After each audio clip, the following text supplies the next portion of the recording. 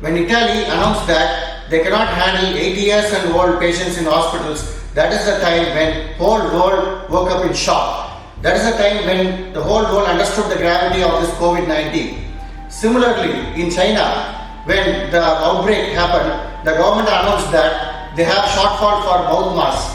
Similarly, in the United States of America, they have been having a big shortage for ventilators to their population ratio to handle this situation. They all are world major economies in their GDP. US is about 20.5 trillion economy, whereas Italy is about $2.7 trillion economy. So such huge economies, why couldn't they have they didn't have infrastructure to manage such a public health catastrophe is a big question. When we analyzed the situation, we came to know that the problem lies in allocation of funds for the health sector. Around the globe, all the countries spend quite less to healthcare compared to defense.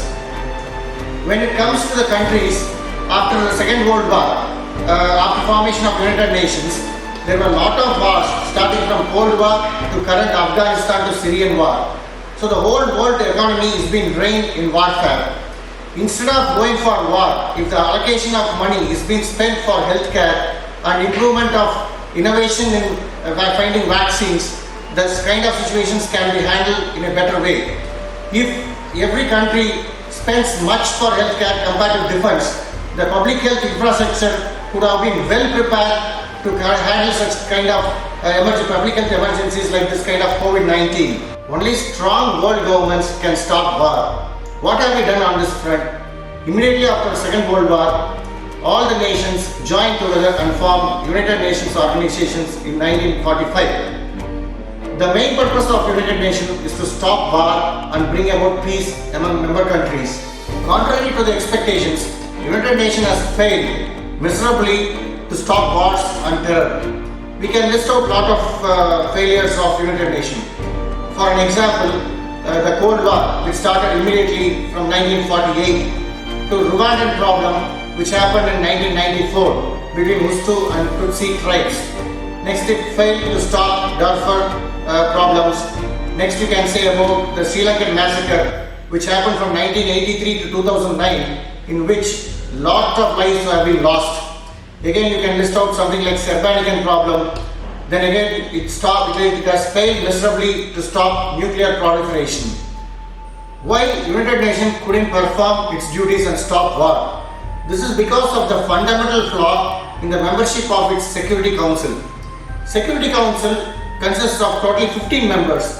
In that, 5 are permanent members who are called as veto powers, or the people who have won the Second World War. They are United Kingdom, Russia, China, US and France. Remaining 10 members all are temporary members who are being elected for a certain period of time on rotation basis. So now, what happens? Whenever there is a decision taken by Security Council, for an example, when the temporary members want a war to be stopped, but if a veto power objects it, automatically the decision which is being taken is being vetoed. So all the powers lies with those 5 veto powers. So this leads to the imbalance. So what should be needed? The whole Security Council should be revamped. The membership should be allowed for all the countries on permanent basis for a certain period of time.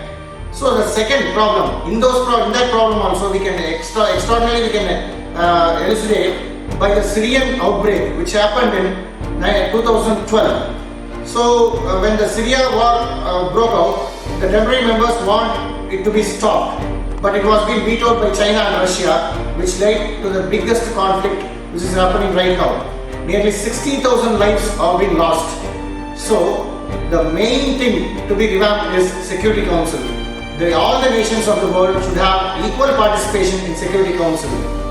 The second problem is about it having only peacekeeping force.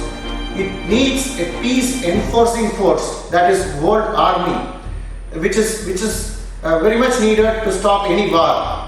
Peacekeeping forces are only capable of maintaining peace between two nations. But when there is a war, like situation between two nations, it needs a peace enforcement world army which is more powerful, which is being directed by Security Council and which also listens to the International Court of Justice. Once when United Nations is being reformed or revamped, then when the peace enforcement army is being created or a whole strong powerful army is created, there is no need for 195 nations of the world to keep individual army and spend on its defense budget.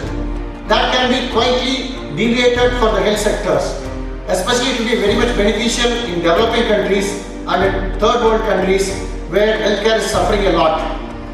Similarly, the Kashmir problem to Israel problem, which are hot spots, should be solved at the earliest between the nations.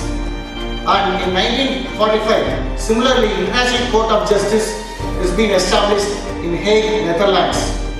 That should be the final point of verdict for all the world conflicts, and the whole 195 nations should abide to its supreme judicial duty. Absolutely, it looks ridiculous at this era of scientific age to have individual armies and go for war at the expense of public health.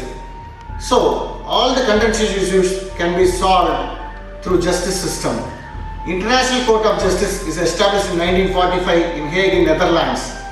That can be better utilized to solve all the world conflicts which we are facing right now. World Health Organization, which is the premier organization which deals with such kind of public health emergencies, is facing a very big tough time now. This is not the right time to cut the budget of WHO. Actually, WHO is facing a lot of challenges, even in the budgetary provisions. All the countries should contribute more to WHO rather than to contributing to the defense budgets. For an example, there are a lot of public health diseases which needs to be addressed right now. For an example, cytomegalovirus, schistosomiasis, malaria, leishmaniasis, HIV and AIDS, which all are big global health, public health problems which needs to be rectified. So, what is the problem with the WHO is, it needs to be equipped with a world-class laboratory that can be considered as a world best defense system right now. World Health Organization should never face a fund crunch. When it is going to establish a world-class laboratory, it not only should be equipped with high-class, high-end equipments. The whole world should cooperate with WHO in sending the best minds, bright minds, or the scientific minds to solve this world's all kind of health problems and diseases. To revamp United Nations and to empower WHO, what should we do now?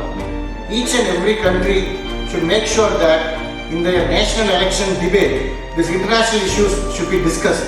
Each and every youngster should take some more interest in world politics and understand its dynamics.